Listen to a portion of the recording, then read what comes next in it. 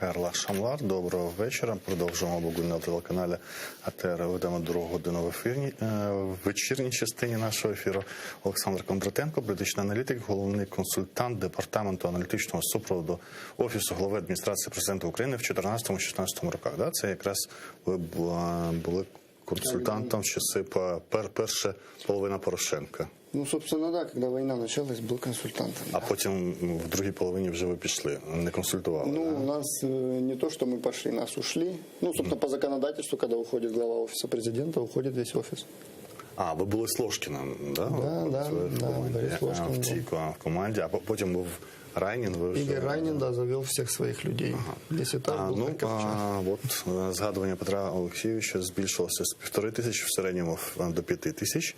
Я так розумію, те, що мені дали, це тижневе згадування? Нет, это последние, наверное, 3 дня. Останні 3 дні, так? Я думаю, так, да. От, як ви сприймаєте цю підозру і цю ухвалу Генеральної прокуратури на арешт подозреваемого? Ну, на самом деле, пока еще ничего такого, собственно, не произошло, так как подозрение, 227 статья, по-моему, УКП, она... Петр Алексеевич должен был подписать ее. До этого момента юридически вот эта вот бумага, она, ну, ни о чем. Само подозрение в госизмене, в торговле углем. Я хочу напомнить нашим телезрителям, что в 2014 году все те шахты, которые находились на территории Украины, они были наши шахты. Поэтому мы еще на то время, я не знаю, как они пытаются это в суде, ну, разумеется, это будут правоохранительные органы доказывать. В целом, я думаю, что вся вот эта вот история связывается, ну, тут 2 аспекта. Первый, это то, что у нас очень серьезно идет социально-экономическое напряжение в стране, и его надо чем-то будет перебивать. Второй момент – проблемы с энергетикой, это туда же. Ну и, собственно, так как показывает практика за 2,5 года, команда Зеленского, Офиса президента Зеленского, они умеют создавать вот такие вот информационные, назовем это, бомбы. Я, честно говоря, не знаю, насколько серьезно это все может закрутиться. Единственное, что могу сказать, у Петра Алексеевича, как человека не бедного, ну, очень хороший адвокат. Возможно, одни из самых лучших в Украине. Покошмарить они его, конечно, могут. Это может ударить по рейтингу Петра Алексеевича. Хиба? Немножко. Немножко может ударить, в зависимости от того, какие факты будут предъявлены потом в дальнейшем. Это мы моделируем просто ситуацию. На сегодняшний день, ну, архистрашного ничего не вижу. Единственное, что мне непонятно, почему не пустили адвокатов и представителей Европейской солидарности в ДБР. Вот это мне непонятно. Ну, якщо там дивитися, на що спираються насамперед і на журналістські розслідування, які були стосовно того періоду, яка робила Українська Правда, там просто в 2014-2016 роках і хороших рішень, в принципі, не було. Там було можливість не торгувати, але і зупинити взагалі електроенергетику тоді, да? Якби, на тих, які були пристосовані саме до українського вугілля, які опинилися на окупованих територіях. І коли кажуть про те, що гроші готівкою возили ще щось, ну, в принципі, можна все розглядати це в відкритому судовому процесі, але з'ясується, що, можливо, інших виходів і не було. І з іншого боку, є така друга думка там стосовно політичних рішень найвищих посадових осіб. Тут ж державну майже зраду, да, або заподіяння шкоди Тимошенко ж висували, але Захід на це не повівся і вважав, що це політичні рішення, за які не мають судити. Це Захід, який прискіпливий до корупції. Тому чому вважаєте, що все ж таки падіння рейтингів може відбутися? Ну, почему произойдет? Потому что, когда в средствах массовой информации, вот мы 3 дня, да, только обсуждаем эту историю. Представьте себе, что это многосерийный сериал, который длится, условно, 3 месяца, в который бесконечно идет нагнетание обстановки вокруг Петра Алексеевича.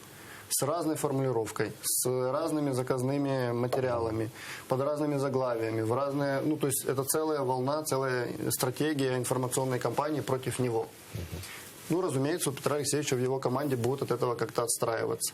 Поэтому, когда вот это не один информационный вброс всплыло и забыли, это никак не влияет. Но в то же время, когда это продолжительно, то в подсознании людей все равно возникают вопросы, ну, Кроме того, мы прекрасно понимаем, что в 2019 году, когда президентом стал Зеленский, все голосовали тогда не за Зеленского, а против Петра Алексеевича. Ядро Петра Алексеевича, у него, как ни крути, 10% будет всегда. То есть патріотично налаштована частина суспільства, добробати, волонтери, они все за Петра Алексеевича. Ну, и я, собственно, в этом плане поддерживаю, потому что обычно мы как сравниваем попередники, еще попередники, еще попередники. То есть, собственно, если мы сейчас поставим две фигуры рядом, даже просто на международном уровне Владимира Зеленского и Петра Алексеевича Порошенко, то политиком выглядит, разумеется, Петр Алексеевич. Зеленский в данном случае, ну, мягко говоря, слабоват даже после того, как 2,5 года уже пребывает на должности. Я не говорю, что это будут какие-то катастрофические там, падения рейтингов Петра Алексеевича. Но это может сыграть и в обратную сторону, кстати. На підвищення. Конечно, это может быть наоборот. Потому что если это будет недоведено, тогда вопрос, а что вы делали? И зачем? И в такой формулировке, и с таким количеством ошибок, даже в самом подозрении, там, где даты неправильные, год указали неправильный.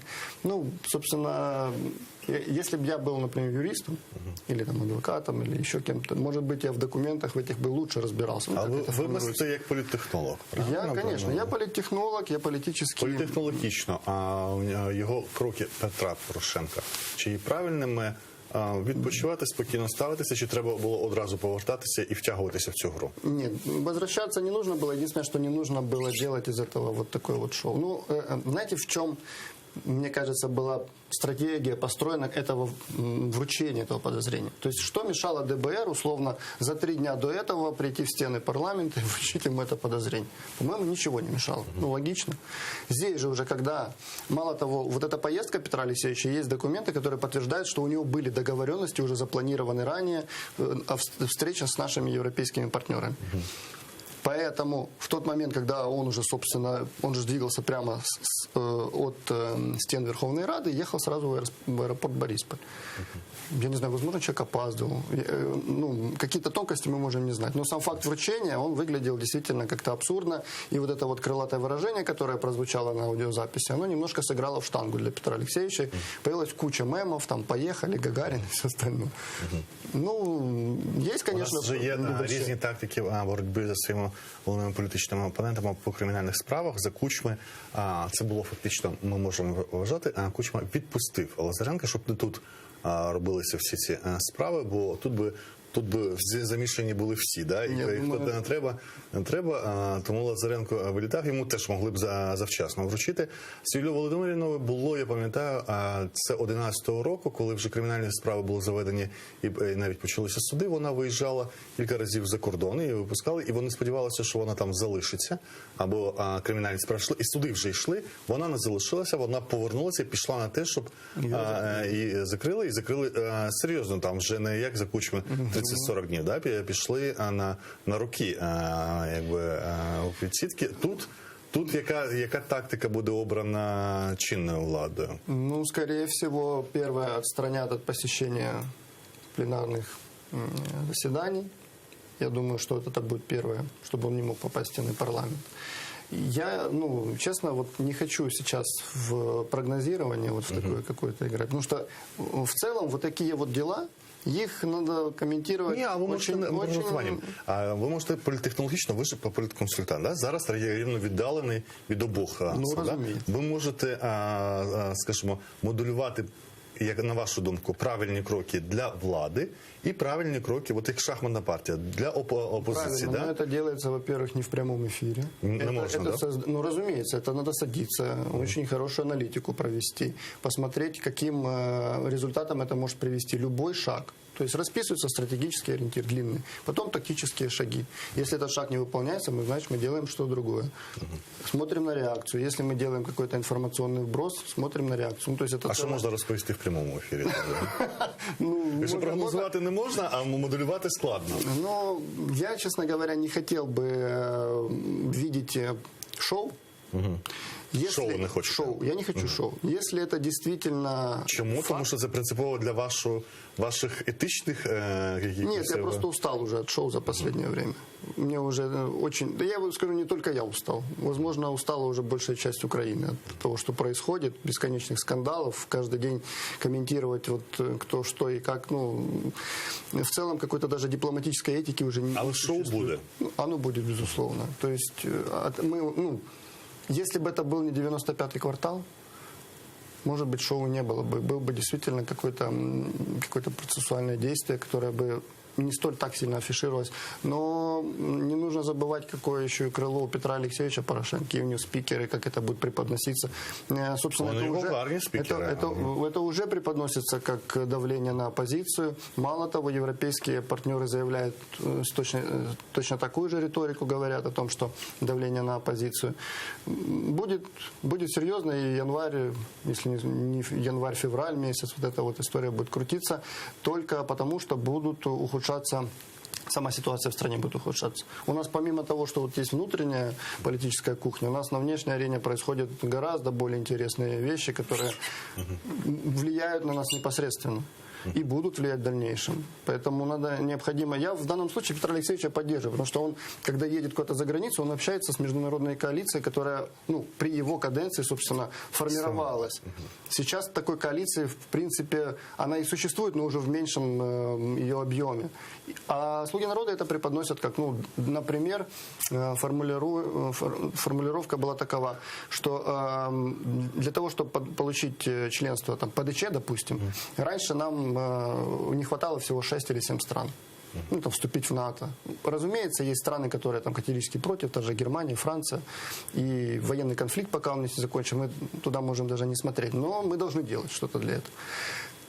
То при Зеленском говорят, майже половина країн підтримує. То есть у нас еще стало меньше стран, которые нас поддерживают в этом направлении. Есть большие сложности. У меня в целом есть своя точка зрения касаемо людей, которые сейчас управляют страной. А якої частини? Якої частини? Это что? Керівників. Да, в принципе, офис президента, вообще в целом Зеленский не является центром принятия решений в этой стране на данный момент. Он выполняет определенную роль, он с ней не всегда справляется, но как есть. Вот. Управляет непосредственно офис президента Андрей Борисович Ермак и его окружение. Поэтому, если вы внимательно посмотрите на окружение, которое сформировано, не те, которые в телевизоре показывают условно, а тех людей, которые за кадром остаются. А что за кадром? Достаточно много людей, которые были в команде Левочкина. Это бывший глава АП при Викторе Федоровиче Януковиче. Это тоже о многом говорит. Плюс бесконечные... Це люди не сам Льовочкін, а люди Льовочкіна. Разумеется. Делеговані самим Льовочкиным. Как это уже пусть додумывают другие. Я говорю то, что есть. Потом вы посмотрите, какое количество скандалов, связанных, начиная из последнего, дела Вагнеров, как Цемаха обменивали, как у нас идут истории с кротами в офисе президента, как у нас последняя с вот этим Гавдиашвили, у которого русский паспорт, который живет с главным разведчиком страны в одном доме. Это наталкивает на очень многие мысли. Мало того, все, что происходит в энергетике, это, по моему субъективному мнению, это исключительно спланированная акция. Я по-другому это не могу назвать. За 30 лет независимости это впервые, когда у нас есть такая колоссальная нехватка и угля, и газа, и электроэнергии. Такого не было. Если отталкиваться от международной, опять повторюсь, поддержка наша немножко просела с приходом Петра Алексеевича. Целый пазл, скажем так, сформирован, в моем понимании, на то, что вот эти ребята, они работают не на нашу страну, почему-то. Как это будет в дальнейшем разворачиваться события, я не исключаю, что в следующем году нас ждут изменения в избирательный кодекс, во-первых, потому что... Мажоритарку? И это тоже может быть. Но знаете, в чем ключевое? С одной стороны, если досрочные выборы президентские, то Зеленский не имеет права баллотироваться. Точнее, в срочных. В досрочных он имеет право. А чему? Но по законодательству у нас так. В следующие выборы, если они досрочные, он не имеет права. Надо менять законодательство. Як по президенту не може було? Конечно, второй раз не может, если это досрочно идет. А у нас такі обмеження є? Конечно. То есть надо изменить законодательство. Но до того момента, как произойдут вот эти вот сдвиги, сейчас все, я вам скажу так, 80% тех, кто готов участвовать в следующей кампании, все на старте уже сейчас. Все ищут деньги. Причем деньги ищут все. Мураевы, всех, кого вы видите топ в средствах массовой информации, они все сейчас бегают от одного олигарха к другому, крупному бизнесу. Все договариваются. Все пытаются сейчас посчитать, у кого есть действительно шансы для того, чтобы пройти в следующий созыв. Слуги народа, учитывая то, как у них стремительно падает рейтинг, дай бог, чтобы они 5% барьер дошли, если это будут срочные выборы. А чому ви так скептично? А я не скептический, я знаю просто социологию, которая не то, что рисуют на экранах, а которая реальная. Эту социологию я знаю из ЦВК, есть такое учреждение. Поэтому... Аж ЦВК проводит социологию? Ну, давайте так. Ну, я же не могу вот прям вам взять и рассказать, откуда в такие вещи. Есть, смотрите, организации, которые заинтересованы, ну, есть коммерческие организации, да, ну вот, например, берем Социс, Рейтинг, Разумков, там, КМИС и тому подобное. Как происходит исследование? Ну, так, глобально. Как оно происходит? Это стоит денег.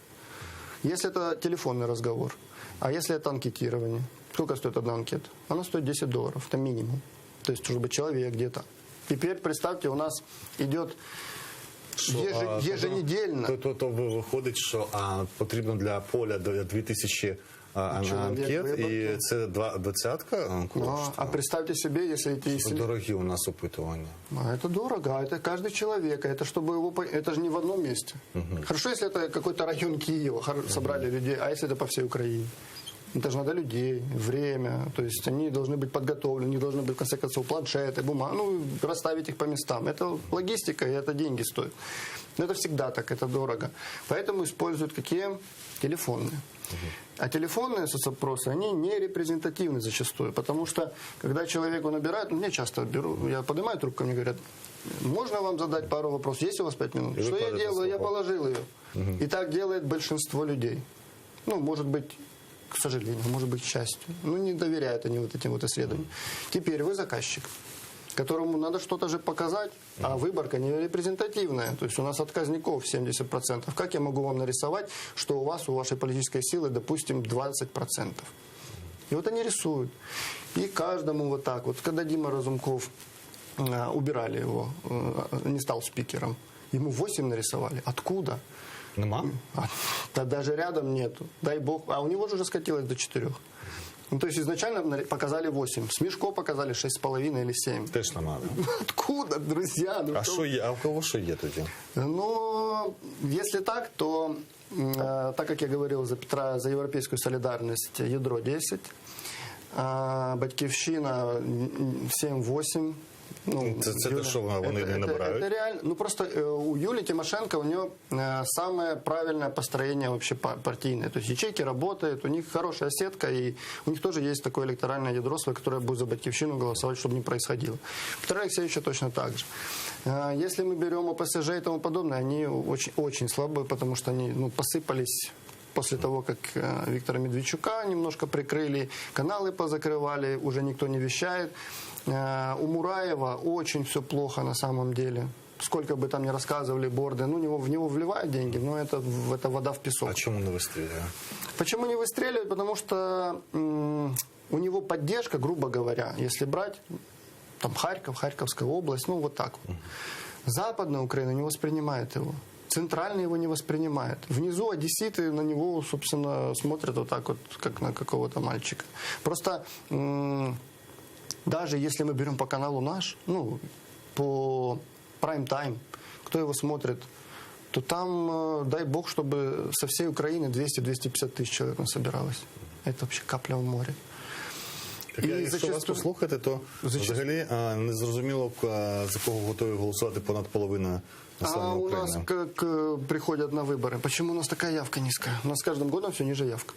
Я не говорю за выборы президента в 2019 году. Это было что-то с чем-то. Ну, такого не было. И это была сугубо медийная кампания.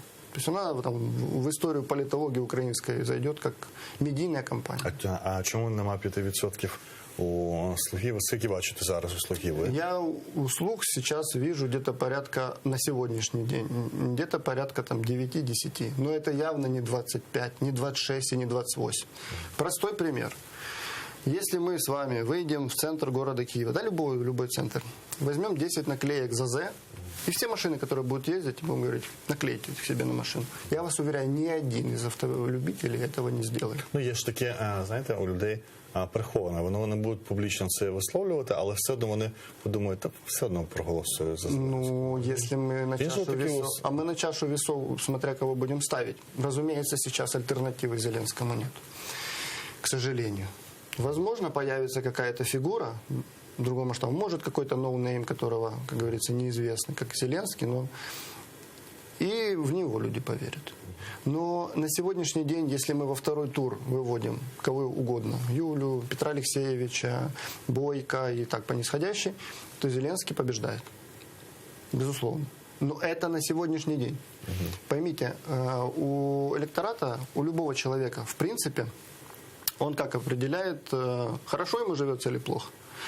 То есть все лозунги, предвыборные обещания и тому подобное у каждой команды, которая приходила к власти, это у всех как по накатанной, грубо говоря, ну, у кого-то плюс-минус здоровый популизм, у кого-то абсолютно нездоровый он. Вот, тотальное вранье и тому подобное. Собственно, то, что происходит в последнее время. Очень много вранья, а дел-то, собственно, мало.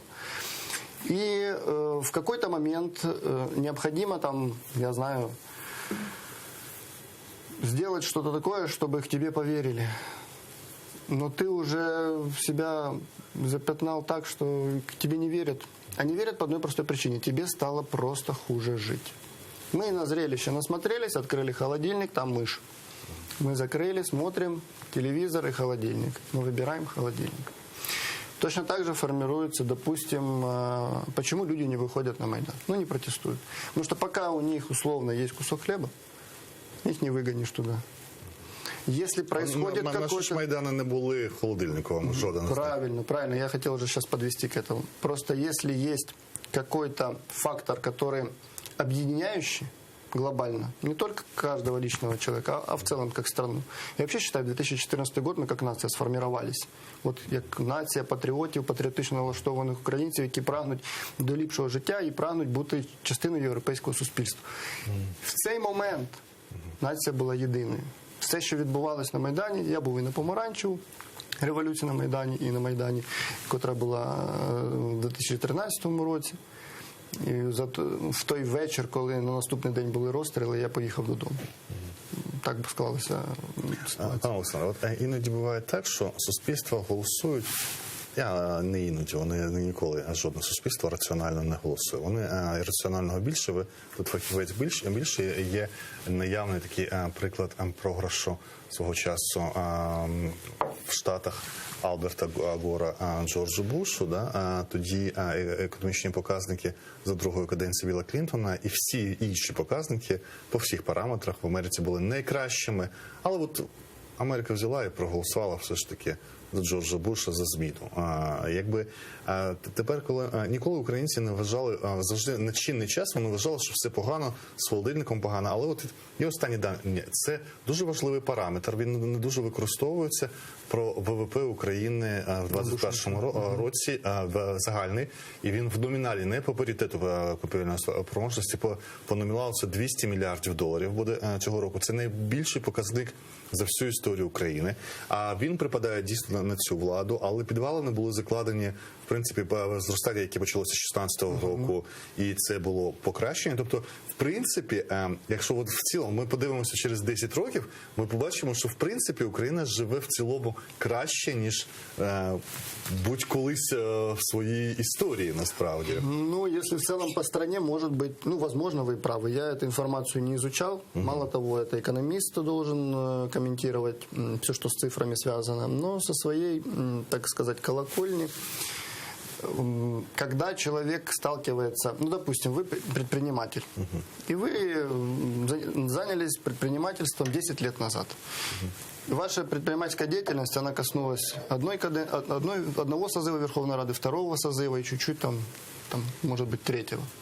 И при разных властях, в зависимости от того, насколько вы крупным бизнесом занимались, или средним, или малым, вы по-разному ощущали, там, условно, какое было налогообложение.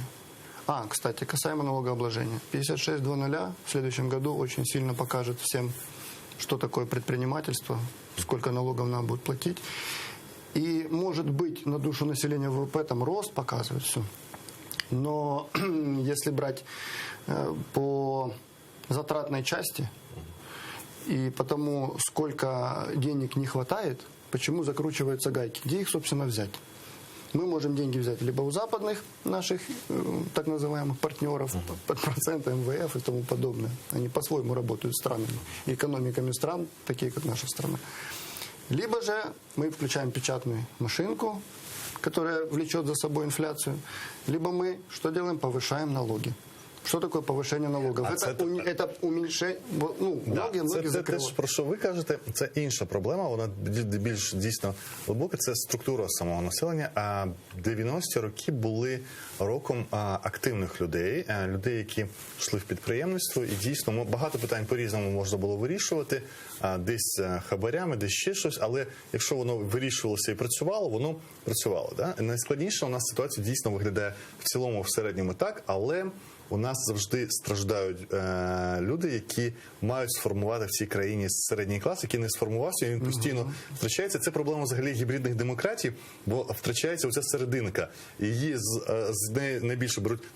Чого брати з людей, які на соціалі живуть, да? Які більше з бюджету отримують? Якщо не візьмеш, їх навпаки більше, їх треба годувати. І не візьмеш в гібридних режимах олігархів, тому що олігархи самі харчуються з бюджету. І тоді оця середина, це проблема капіталізму. І це капіталізм, і це капіталізм.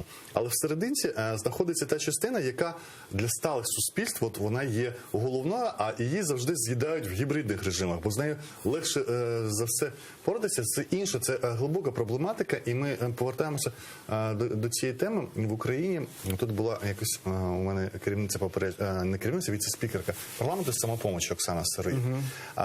Коли вона казала про те, що у нас нема для партії, проти Шарков, за партії хтось має платити, як вона каже.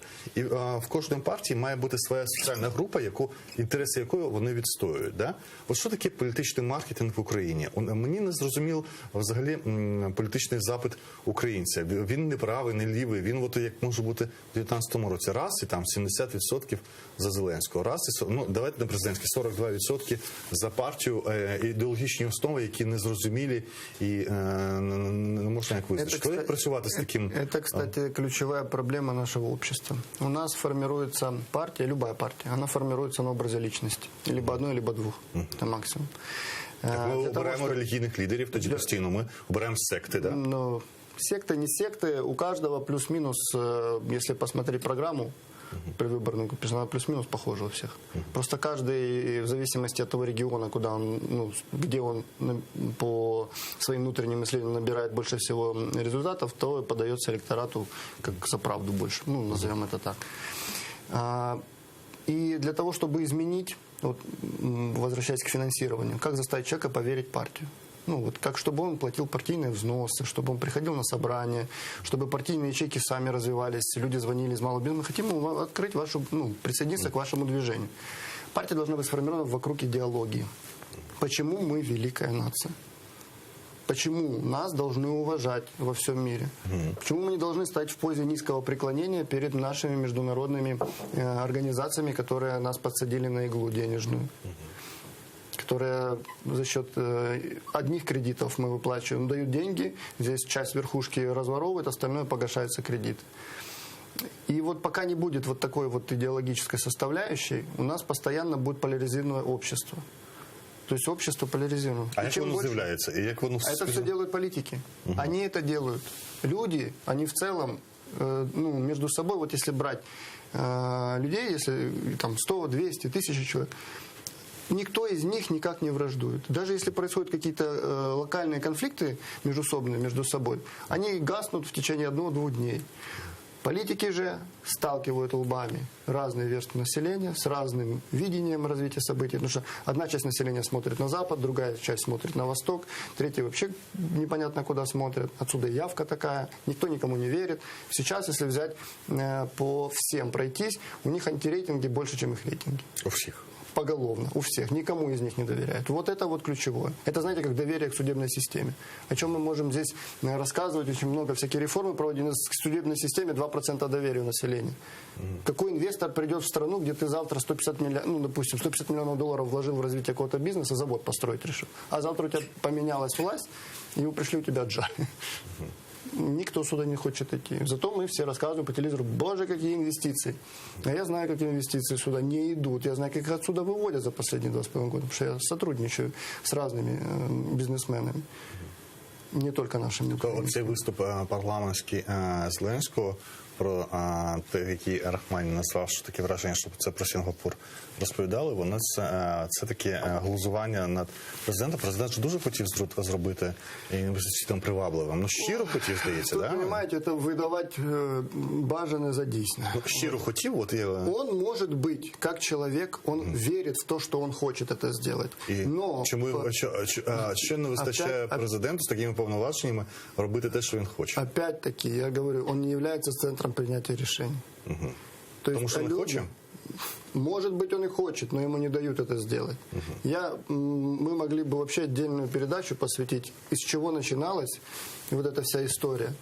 Все это разложить по полочкам, сделать инфографику красивую, какие люди пришли, просто по фамилиям, посвязывать их связями, посмотреть, что было проделано. Почему в воюющей стране за 2 года, ну, воюющей, мы уже 8 лет воюем, но со сменой власти, 2,5 года, не выполняется оборонный заказ? Почему проблемы в энергетике такие колоссальные? Или вы не знали, что будет отопительный сезон, когда цены были ниже? Вы не знали, что будет достроен СП-2? Так вам это рассказывали еще 2 года назад. Точно так же аналитики приходили в студию и вас же консультируют. Вы этого не слышите. Почему вы закрываете учреждения, которые готовят разведчиков во время войны? И вот так вот очень много, понимаете? Очень много от этих моментов. То есть, если бы это... І цей ланцюг вибудовується в якусь вот в ту систему, сторону, да? эту систему, и в ту сторону, которая не проевропейская, а в ту сторону, которая Российская Федерация. І ви ще на початку розмови сказали, що це пов'язано ще з фігурою Льовочкіна. Ну, Такое, это да? часть людей з того окруження. В чому феномен цієї людини? Він теж, от як про Ахметова каже, що в нього було 5 президентів, цього теж було, здається, 5 президентів, після яких він... До нього ніколи таких претензій не було, як, наприклад, до Медведчука. Да навіть демонізації Льовочкіна не Знаете, було. почему нету претензий? Потому что эти люди умные. Поэтому к ним нету претензий. Потому что они Медведчук-то действуют... Ну, Медведчук, он очень сильно токсичный стал. После того, что произошло. Його демонізували ще от з кучманських часів. Його... На то время, я вам скажу, если вот даже если я себя вот вспоминаю, чтобы я про Медведчука столько информации слышал, видел в СМИ, это никогда в жизни. А вот как только произошло... Книжки навіть писали в фракції блоку Юлії Тимошенко, з якими він судився з Скіпіані і Стусом. Це не перший суд, насправді. Ви просто, можливо, молодший, ви не пам'ятаєте. Він демонізований. От, дивіться, за часів Кучми він був головою адміністрації, а Льовочкін був, здається, першим помічником. І у них був певний паритет одночасно в адміністрації президента. Кучма любив такі, все ж такі терези робити навколо себе. От демонізація Медведчука завжди була велика, демонізації Льовочкіна майже ніколи не було. Він же пережив і навіть Ющенко в ці Росукренергівських схемах, там ж не тільки Фірташ був, там же і, я думаю, Льовочкін був близький. І дивіться, навіть його не зробило токсичним, фактично, перебування біля Януковича. Вони вчасно так пішли. От відбувся цей розгін студентський побиття на Майдані, да? І вони так з Даркою Чепак взяли і пішли. Красиво. Кстати, в то время очень много людей просто сделали то же самое, что сделали Льовочкин. И они ушли из-под удара. То есть в нужный момент им правильно подсказали, они это сделали. Те, кто полез на рожон, собственно, многие сгорели и камеры лет это политические. Конспірологічна теорія, що батько ж Льовочкіна пенітенціарну систему очолював покійний, і що там, можливо, в Льовочкіна на всіх в цій країні компромати є, можливо, інші. Вот эти вот темы, они, кстати, они очень интересны, особенно для тех, кто занимается расследованием журналистским и тому подобное. Но я обратил внимание на то, что в последнее время от того количества скандалов, которые происходят со схемами, с подтвержденными данными, со взятками, все остальное, люди уже перестают на это просто реагировать. Как будто должны начинать воспринимать. Перебор, уже перебор. И не ведутся уже даже на вот эти всякие истории. То есть у меня, я скажу, вот не так давно меня попросили дать комментарий по поводу строительства нового водовода по нашей территории, потому что тот, который заходит на часть оккупированной территории, там бесконечно люди остаются без воды. Там 70 километров водовода должны были построить. Я как человек, который готовится к эфирам, мне надо было не просто сказать, что ой, как плохо, люди без воды, и вот, как многие спикеры. Было включение. Я проанализировал ситуацию, оттолкнулся только от одной цифры. Просто мне было интересно, кто заказчик тендера на разработку проектной документации. Я посмотрел. Компания зарегистрирована в 2019 году. Вроде молодая компания, окей. Чем она занимается? Разработка проектной документации. Кроме того, они электросетями занимаются, еще что-то. И они выиграли только один тендер. В 2019 году, в начале года, на 57 тысяч гривен делали для областного суда, где-то здесь в Киевской области что-то. В этом тендере, в котором они победили, была еще одна компания, там институт, целый институт, он проиграл. А теперь, на секундочку, 85 миллионов гривен. Я думаю, за что ж такой компании так пощастило, як то би мовити? Я просто перед тем, как выйти в эфир, я пообщался в экспертной среде, те людьми, которые занимаются разработкой проектной документации. Я говорю, сколько это может реально стоить?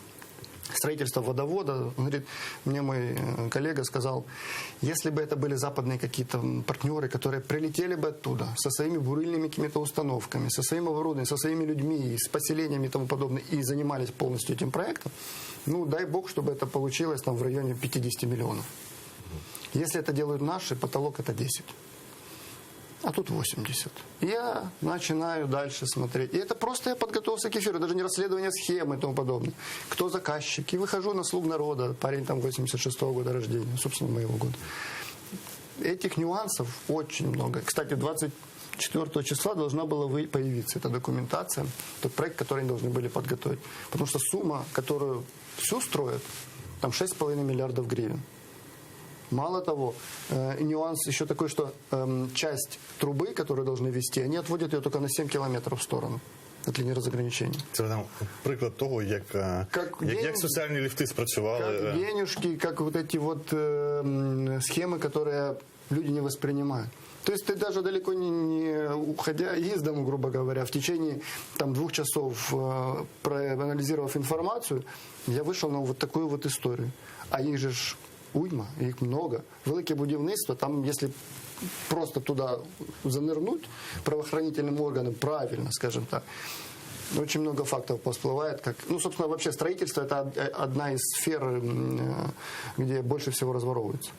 Дякую. Олександр Кондратенко, політичний аналітик. Див не буває, чарівники є такими, якими є, а що він не хоче, але шоу навколо Порошенка і навколо тем через те, що треба відволікати увагу, буде, вони будуть після новорічні. Да, абсолютно. Дякую. Далі після новин повертаємося до студії. Дякую вам. Спасибо.